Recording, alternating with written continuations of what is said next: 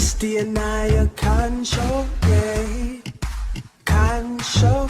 It's the Aniyah Khan Show, yeah. Khan Show. Come on in and have a seat. Tell me who you want to meet. Talent is a rodeo, reaching everyone you know. It's the Aniyah Khan Show, yeah. Khan Show. It's the Aniyah. Hey guys, we're back with another video of the Aniyah Khan Show. Yeah. I really did hit that note good. But did you guys have a really great Valentine's Day? Well, I have. Today, we're going to have a special guest on my show today. And today, we're going to talk about bullying. Have you guys ever got bullied before? Well, let's get some advice from today's guest. And today's shout out goes to Kiana White and Aaron Carlucci.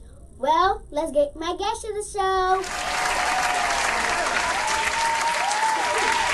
Welcome to my show. It's so nice having you here. Thank you, sweet girl. I'm super excited to be here with you. Thank you so much. So tell us your name. So my name is Felicha Jones. That's my full name. Awesome. Can you tell us a little about yourself? I can. I am the owner and I'm the founder of Smart Scholars Academy and Smart Scholars Foundation. Smart Scholars Academy is a nonprofit the Academy is a for-profit child care center that I own and operate out of my home. We're licensed by the state of Texas. And then my foundation is a nonprofit organization where as we go into the community, we work with children, we work with beautiful girls like you, right? We kind of, make sure that we tell good girls self-esteem. We do fashion shows, we do all kinds of events, we do different things in the community just to bring about a niche with the family. So we always kind of work with kids and their families. Everything that we do from a community standpoint involves family engagement. Awesome. That is like so amazing. I know, girl. So tell us about your program. So right now we are fostering more of the nonprofit programs. We're getting ready for our 2020 in that we are we're getting ready to do a health fair, a community health fair. And what that's going to entail is we're going to have doctors there. We're going to have dentists there. We're going to have performers. Do you sing? No, I actually have dance. Oh, I like to dance. Well, okay, girl, I'm about to bring you on because girl, get it. So we're going to have performers there on that day. It's not this Saturday. It's the following Saturday on the 29th. We're going to have performers. Youth performers are going to be there. Youth groups, bands. We got the Worthen Band. We're working on getting Yates Band. So we're going to have lots of performance out there on that day. But it's just going to be more of a community health fair, a community gathering where we bring the people in the community together in Sunnyside just to kind of, bring about an awareness and the importance of education, because that's always what we push. We want all of our kids to be smart, just like you, girl. Thank you. That's so awesome. That's like going to be a big performance out there. So if a kid is having problems and is scared to talk to someone, what should they do?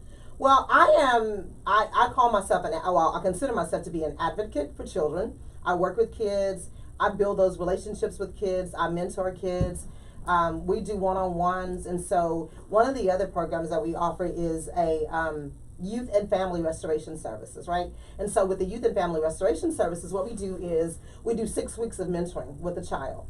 And within that 6 weeks, we start out the first week with the mom and the parent, or the mom and the dad, or whomever is in the home with the child. We do one-on-one mentoring, but we do the initial consultation with the family. Let's sit down, let's talk about what's going on with you. Let's just kind of figure out, why the kid is acting out at school or at home or whatever the case may be. And then for 4 weeks, we do one-on-ones with that child. And then the last week, we come back and we bring the parents back to the table again, and we share with them, here's our findings. This is what Aniyah is telling us about, the problems that she's having at school or the problems that she's having at home. And then so we build that relationship. So if a kid is having problems, the one thing that I tell kids all the time is find you a person or an outlet or somebody that you can talk to. Find somebody that you feel comfortable sharing with, because y'all go through a lot, just like us as adults. Y'all go through a lot too, right? Y'all have problems, issues, bullying at school, kids picking on you, kids talking about you. I know you don't have that problem because you're such a sweet, pretty, beautiful young girl. But, girl, some of your friends just might. And so I try to build those relationships with kids. I want them to know, number one, that they can trust me. And then number two, that I am their friend. You know, most parents can't be friends and parents at the same time. So that's who I am. I try to come in and build those relationships with kids and let them know that, hey, you got a friend in me. You can trust me. You can talk to me. And we're going to figure out what's going on with you. Because if we can save a life, if we can keep a kid from committing suicide or dropping out of school or whatever the case may be, then we've accomplished a heck of a lot just to be able to do that. Right? Yes. That's so awesome because I can make a connection because my counselor at my school does the exact same thing. Wow. Yes. So do you feel comfortable talking to your counselor at school?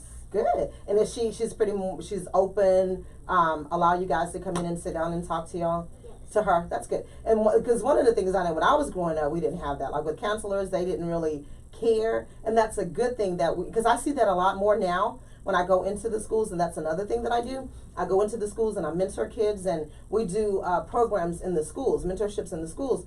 And so a lot of the schools have the wraparound specialist, they have the counselors that are there, and that's what they're there for as well. So I partner with them. I partner with the counselors, I partner with the wraparound specialist, and we work together to, help build that child if we see that there's a child that's in need or going through something. I'll give you a prime example if you don't mind.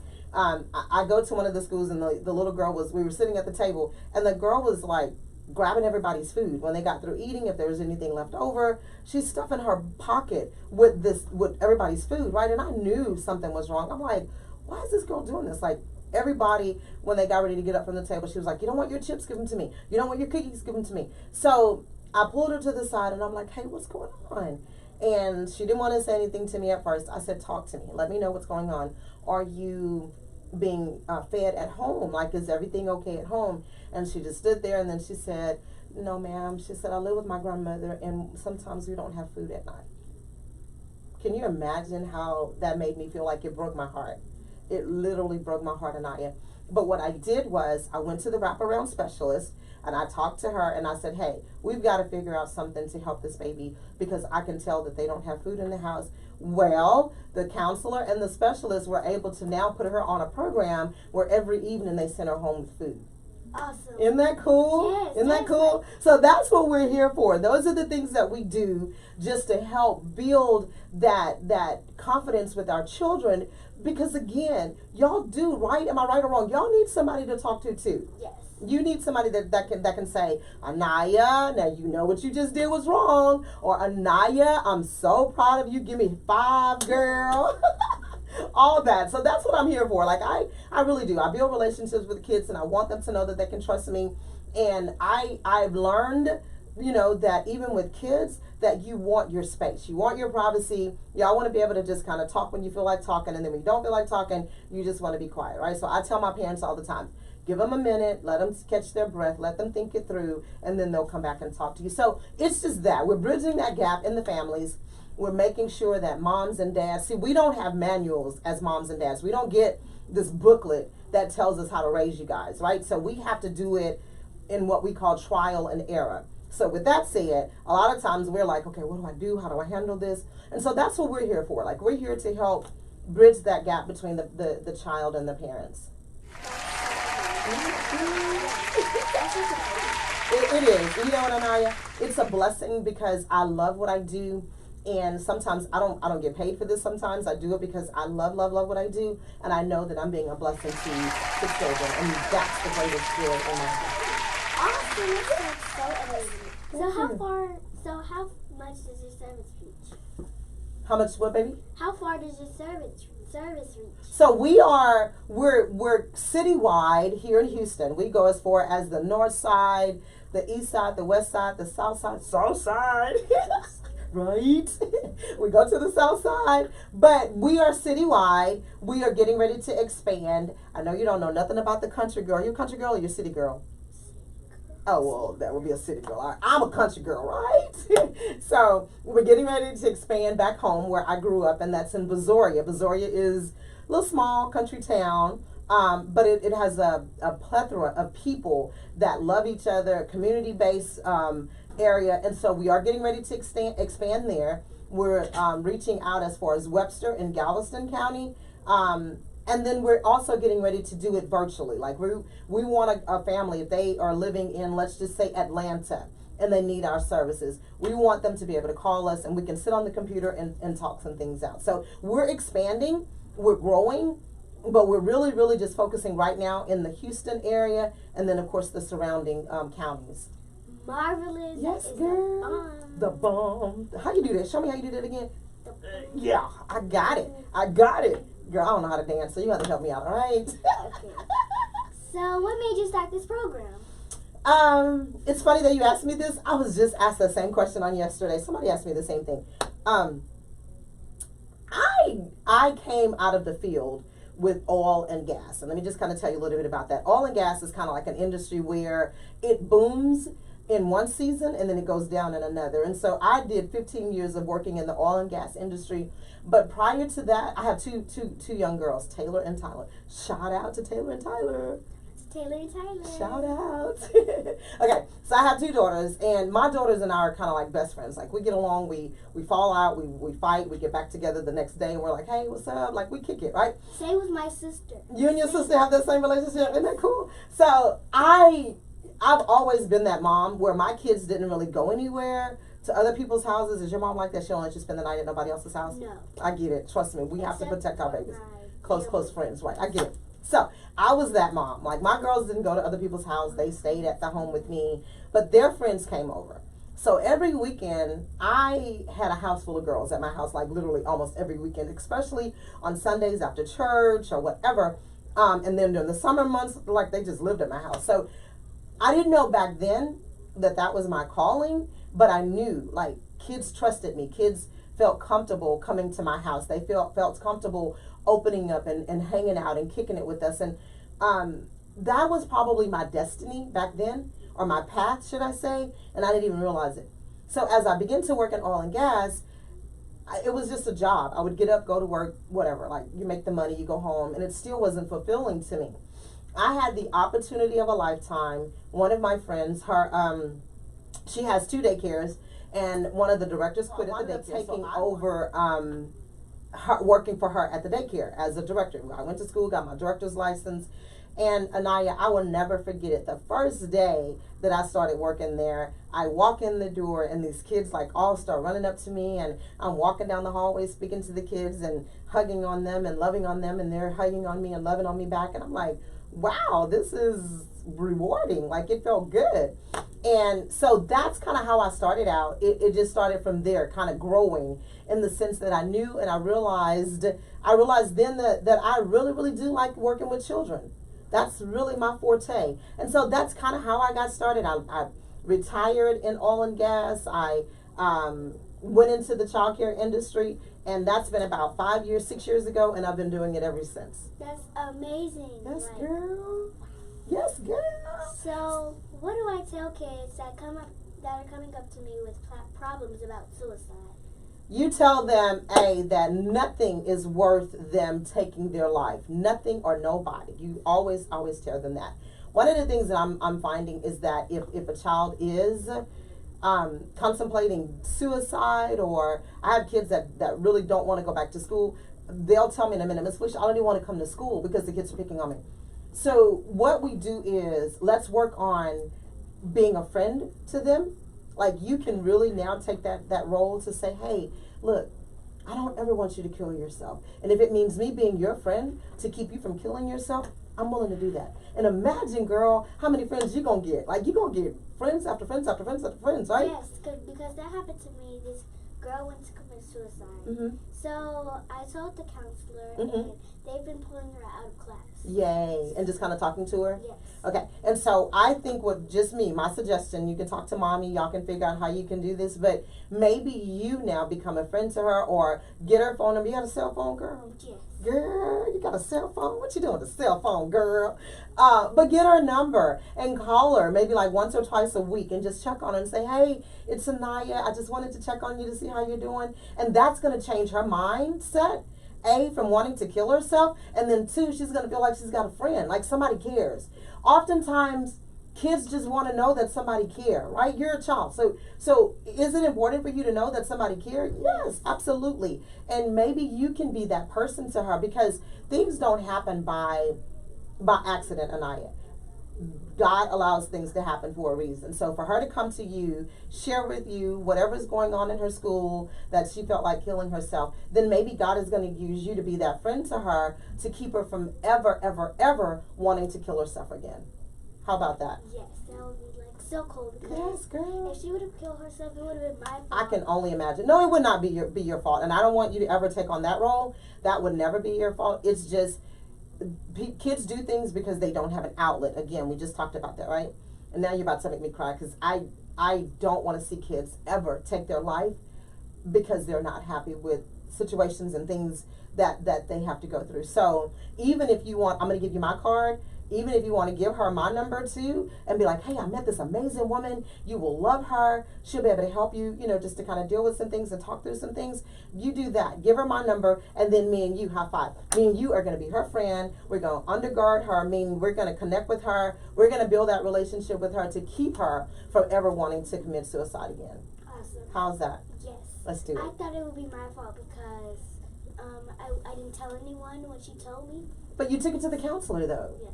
And see, that's another thing. I'm so glad you said that. Can I tell you why? Yes. Because that's what kids do sometimes. They take on this burden of feeling like, oh, that was my fault, or oh, I messed up, or oh, I did wrong, or oh, whatever. I have a family right now that I'm mentoring, and the girl, the young girl, like, she's totally dishonest with her mom. She doesn't be honest with her mom about anything, right? Because why? She's afraid. She's afraid if she tells her mom, I knocked this trophy over, then she's afraid that her mom's going to be mad at her, because her mom wants her to be this perfect little girl that she's not. And so I've been mentoring them for almost 3 weeks now, and I want the mom to know sometimes we got to give our kids space. We got to let them make those accidents. We got to let them accidentally knock this down, but we also got to show them how to pick it back up. And so with that said, I don't ever want you to feel like it's your responsibility if somebody were to do something wrong and you didn't do your part, because you did. And I really salute you. Like, I salute you because you took that to the counselor. You went and talked to the counselor about it. You made sure that somebody else knew. So you did your part. High five.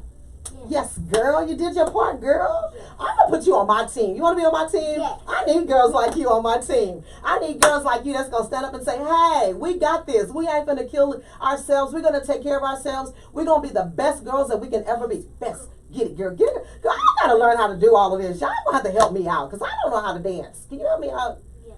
Okay, you going to teach me how to dance? Yes. Girl, now I finally got somebody to show me how to dance. So how do I identify a bully? Woo! So, can I tell you a little bit about my program with the bullying piece? We go into the schools, and we don't just go in and say, oh, poor Aniyah is being bullied.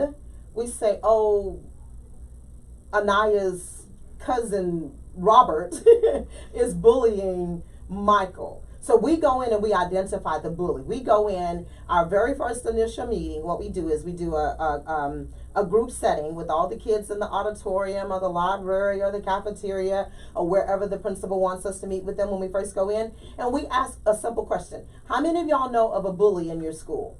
Those hands go up like crazy, right? How many of y'all know of a kid that's being bullied? Same thing, kid, the hands go up. And so we now are setting that precedence where they now know that, oh, somebody's here to talk to us about bullying, and we can open up and be honest. So somewhere in that conversation, while we're there, that first initial time, we've been able to identify the bully. You want to know why? Because kids sing like a mockingbird. They're like, oh, he's the bully, she's the bully, she's the bully. And I'm like, no, we're not going to call names. We're not going to, call people out. But we go in and we look for the bullies. So the way you look for a person or a kid that's bullying other kids is you listen to the other children. Hey, they're going to always tell you who the problem people are, who the problem children are, who the problem kids are. And so we don't want this person or this kid to feel bad because they are the bully. We want to now work with him or her and say, hey, what's going on? Why are you bullying kids? Why are you picking on kids? You want to know why most of these kids do this, Aniyah? It's because they're having problems at home. the mom is being beat up by the dad, or the dad is not prevalent in the home. And so these kids come to school and they take their frustrations out on other kids. And a lot of times that's what happens. So if you watch, typically in a group of kids, if you watch a kid that runs away from another kid, like if y'all all standing up in a group and a kid walks up and she just takes over the conversation, or she walks up and she begins to just become physically aggressive, meaning y'all can all be standing in a circle and this girl just walks up and she starts pushing y'all around. What the heck? Where'd you come from? Who are you? Right? And so in your mind, you have to step back and say, well, why did she just do that? Those are signs. Those are signs that a kid is showing you that they want authority. They want control. And that's what bullying is. Bullying is simply trying to exercise your authority or your control on somebody else. Right? You want to make somebody do something that they very well may not want to do. So you identify it by just watching kids, their actions, what they do, how they do things. If you find a kid who's always literally just, being abusive to another kid, talking about them, putting their hands on them, saying bad things to them, that's a bully. That's a bully. And oftentimes kids are afraid to step up to that bully. They're afraid to say, hey, why did you just say that to my friend? That's my friend. So we come in as the adults and we say to them, hey, you can't do my friend like that. That's my friend.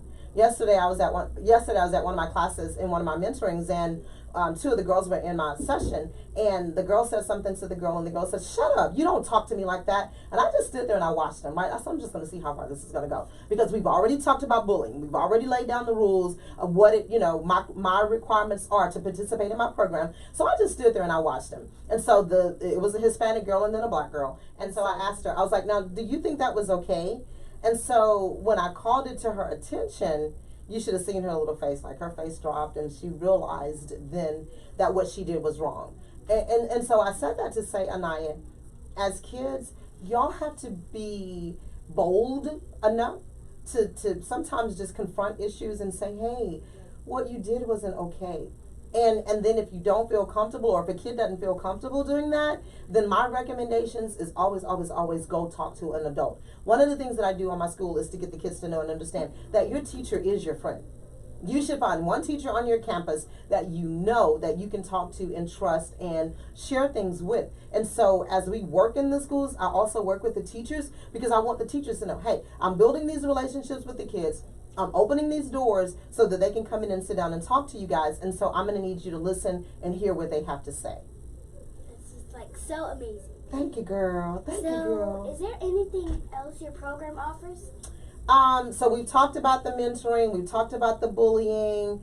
We do lots and lots of events. But this year, I will say, we're going to kind of cut back on doing a lot of events in the community. But I will tell you this. Last year in November, we did a 1-year anniversary and a fundraiser.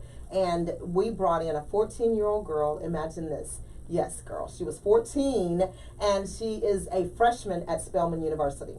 Can you imagine how cool that was? Yes. Like, she's a smart girl. Sydney is a 14-year-old girl. You got to look her up. I'm going to send you her link, right? Check her out. She's really good.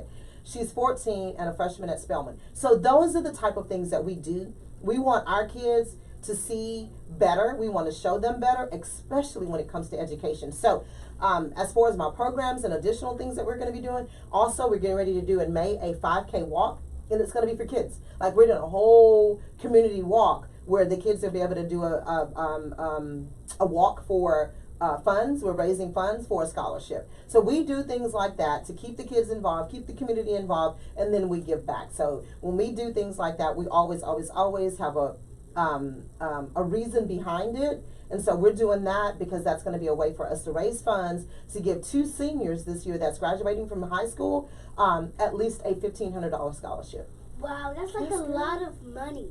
I know, girl. What would you do with $1,500? Don't you dare say go shopping, because you got to take me with you if you're going to go shopping. Yes, I'm going to go shopping. We going shopping? Shoes. Yes, girl. Matching shoes and sweaters and jeans. Okay, what you going to buy me? Some jewelry. I'll take it. I'll take it. You know my girl. You figured me out already. Yeah. I love jewelry. So, do you work with a certain age group? I do. We typically start out at 5 years of age up to 17. Now, I've had 21 and 22-year-olds come to me and like, Miss Felicha, can you mentor me? No, I'm not going to mentor you. You're grown. I work with children. But, so yeah, that's my age range. We start at 5-year-olds because typically 5-year-olds are in school, and then we go up to 17 years of age as it relates to the age range that we do work with. That's so marvelous. Well, I want to thank you for being on my show today. You are simply amazing. You're beautiful. You're smart. You have the prettiest smile, girl.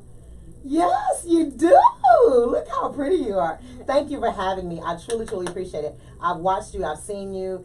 Sometimes you'll pop up on my IG, and I'm like, look at that little girl. I've always wanted to meet you. Seriously, how cool is that? Like, I'm not going to say I stalk you because I'm not a stalker, but I watch you, Aniyah. I follow you, and you make me proud. Like, you make me proud because, excuse me, you are an amazing, amazing young girl. Your personality is out of this world, and I can tell, like, you really do have a heart for people. So I say to you, keep doing what you're doing, girl. Thank you. Keep doing what you're doing, girl. And teach me how to dance. Yes, yes, yes, yes. So, always remember, doing good, nothing is